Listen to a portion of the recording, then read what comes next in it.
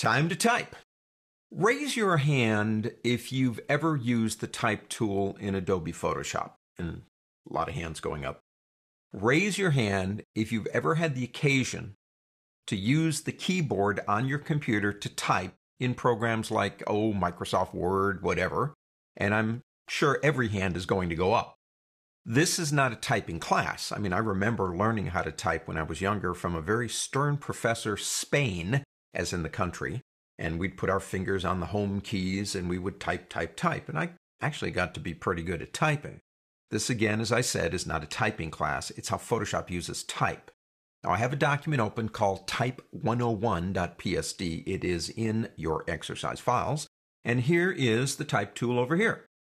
If you click and hold on that thing, you get four typing tools.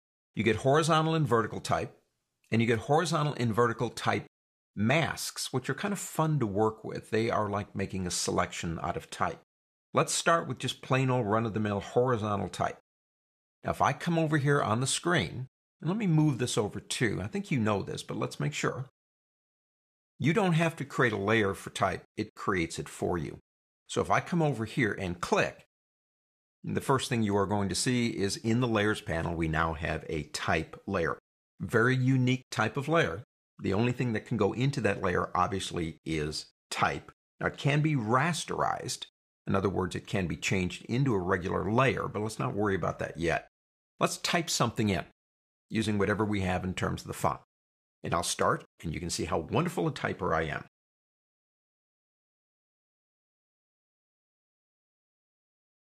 The Quick Brown Fox. You know where I'm going with this.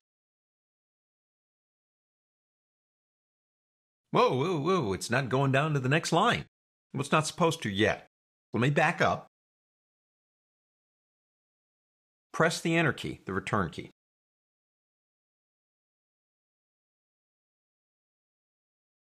The Quick Brown Fox jumped over the lazy dog's back. Now, to me, who took the time out of their life to try to figure out a sentence that had every letter of the alphabet in it? And there it is. The Quick Brown Fox jumped over the lazy dog's back in blue and in a font called Hobo right up here. Now, obviously, once we've got it typed in, we can do any one of a number of things to it. Let's go ahead, actually, though, and come to the word Essentials. Now, you'll notice you can't get to it. Couple of things to remember about Photoshop. When it's in certain aspects, like typing, there are certain things you can't do. And the one thing that I learned the hard way, and I still do this sometimes, is if Photoshop is not doing what I want it to do, I get the feeling it's doing it just to annoy me, when in fact it's something I've done wrong or I have failed to do. If we come back over here, say to our Move tool, then we can do things like reset. So if we reset Essentials, that'll take the Layers panel right back there for us. Let's go into the workspace called Typography. Now, we're in a different workspace, and I know we talked about workspaces, but this should kind of emphasize the fact that if you need a certain set of tools and you've got the actual workspace for it, it makes sense to use it. Okay, so we got a lot of stuff going on here. Let's go back over to our typing tool for a second, and let's just look at the tools that we have up here real quick. If I want to change the font itself, all of it, and I'm in the typing tool, it would require that I select all of my text. And I could then come up here and change it to something else, whatever I want to use. Let's go down to another one. Let me go down to something like maybe, how about Lithos? Okay, I like that font a little bit better. We do have the ability to change some of the styles. And this one has regular or black, just two. But you will see in there on some fonts things like italics, bolds, condensed, etc. If the font's too big or too small, you can change the number right here. Understand that if you go to 72, that's standard in the industry in point measuring for 1 inch. So if you want a font that's 1 inch tall when you print your Photoshop document, and you type the font in at 72 point, when it prints it should be 1 inch. One other thing about fonts that happened in version, I believe it was version 7. I'm not talking about the future version 7, I'm talking about way back before CS, a long time ago. What happened is in version 7, is Photoshop gave us the ability when we create text to print it out as vector.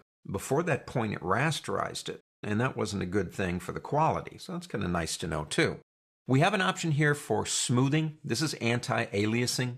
And what it does is basically it will change how we see the text or perceive the edges of the text. In most cases, we're going to go ahead and leave that at smooth for now. And of course, we have left, centered, and right. We'll talk about that later.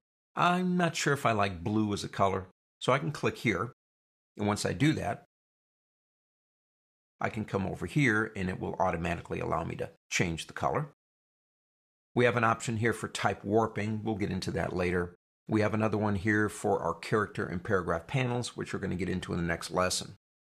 If you like what you've done to the text, all you really have to do is press your Enter key on your 10 keypad, not the Enter key in your keypad, because that'll just take you down to the next line.